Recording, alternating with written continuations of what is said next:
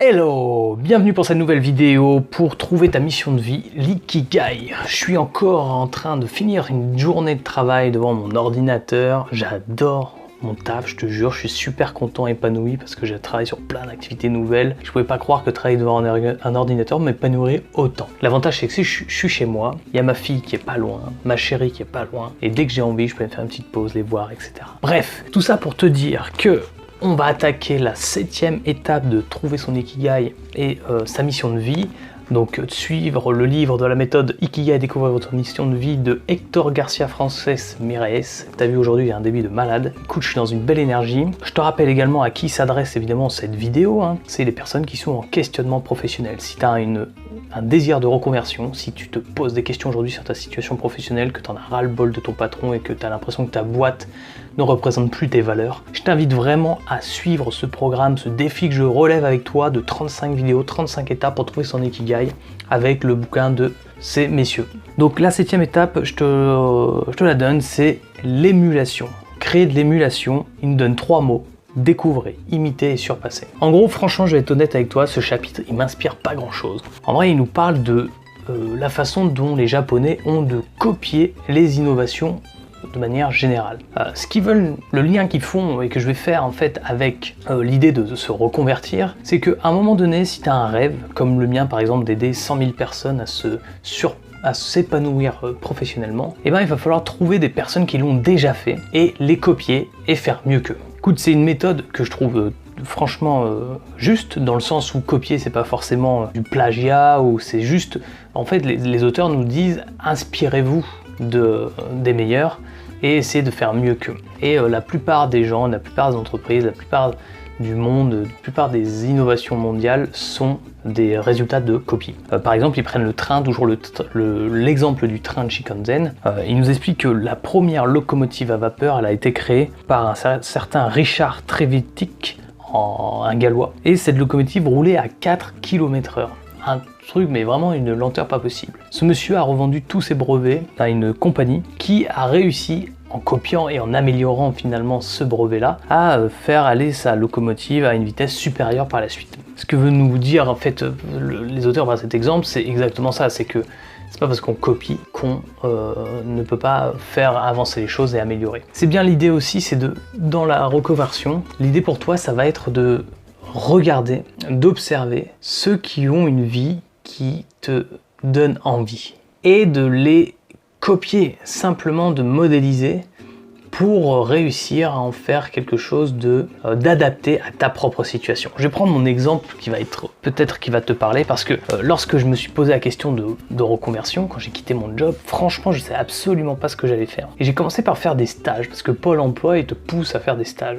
Ils disent montrez-nous que vous êtes dans la démarche de recherche, ce que j'ai fait. Je suis allé voir, il y a une ferme bio à côté de chez moi, une ferme vraiment une ferme super, ils font un peu de permaculture, et vraiment ils m'inspiraient parce que j'avais un goût pour me nourrir mieux, et je me suis vraiment posé la question à un moment donné de monter une ferme en permaculture. Puis je suis allé du coup une semaine en stage chez eux, j'ai mis les mains dans la terre, et puis j'ai pris vraiment de plaisir, j'ai appris beaucoup de choses, mais je me suis aussi rendu compte que que j'ai pas du tout l'envie de faire ça au quotidien. En tout cas, pas dans le moment. C'était une belle aventure, une belle découverte, mais c'était pas ce qui m'épanouissait. À côté de ça, par contre, j'avais envie de les filmer, j'avais envie de montrer ce qu'ils faisaient. Et je me suis dit, mais ces mecs-là sont géniaux, et ce qu'ils font, c'est vraiment exceptionnel. Je pourrais prendre, et je pense que c'est d'ailleurs un travail que je devrais faire si je veux aider 100 000 personnes à s'accomplir professionnellement, c'est à un moment donné, c'est de regarder toutes les belles réussites et tous les gens courageux qui ont entrepris des choses extraordinaires. Je pense aux cousins de ma chérie, par exemple, la femme de son cousin, qui a entrepris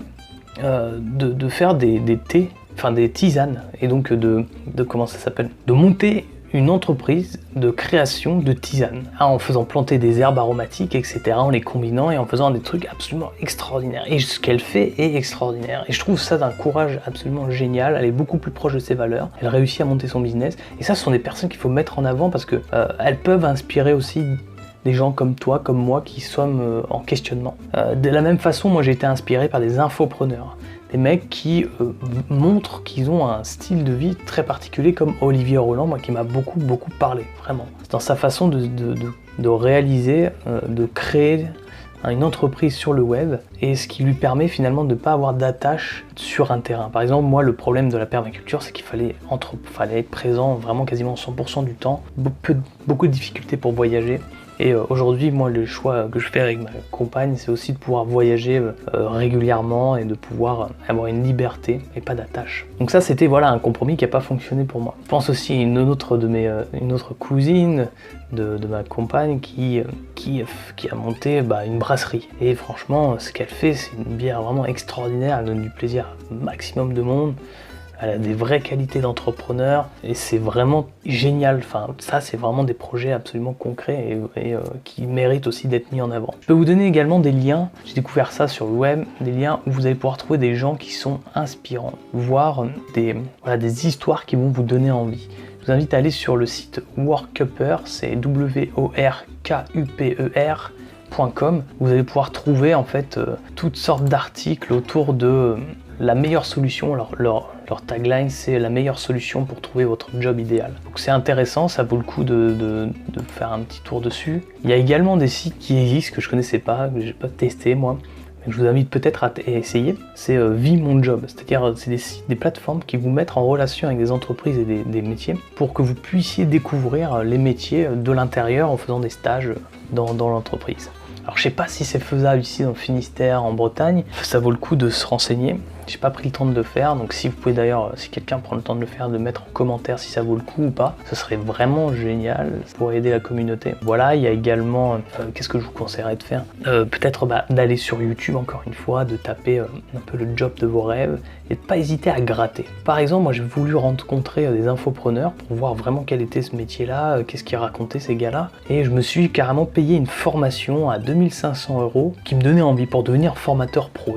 Et j'ai souscrit à la formation, je me suis lancé vraiment avec l'envie de réussir. Franchement, c'était chaud de mettre 2500 balles dans une formation, mais je me suis dit je vais tester. En fait, j'ai essayé pendant 30 jours et il s'avère que au bout de 30 jours, j'ai résilié parce que je me suis dit en fait c'est pas bon pour moi, l'argent c'est compliqué, je peux pas me permettre de dépenser cet argent-là, donc j'ai résilié.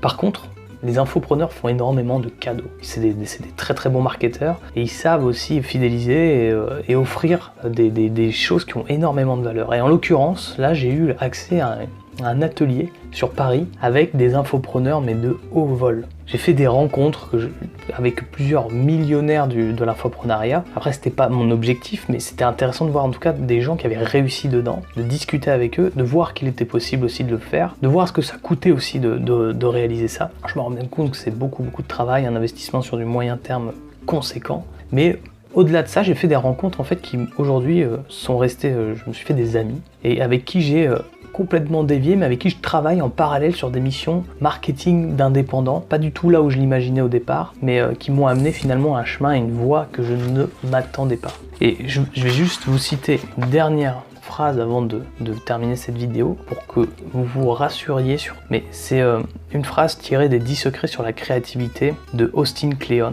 et qui dit « N'attendez pas de savoir qui vous êtes pour vous lancer. Vous découvrirez en chemin votre identité, votre talent, votre ikigai. » C'est une phrase qui a énormément d'importance à ce stade-là de notre travail et qui me parle beaucoup parce que aujourd'hui, trop de gens sont dans la perfection et la recherche de la perfection. J'entends trop de personnes qui veulent à tout prix tout savoir avant de démarrer dans un concept, dans un objectif, dans un idéal. Votre objectif Chikanzen, foncez comme si vous alliez réussir.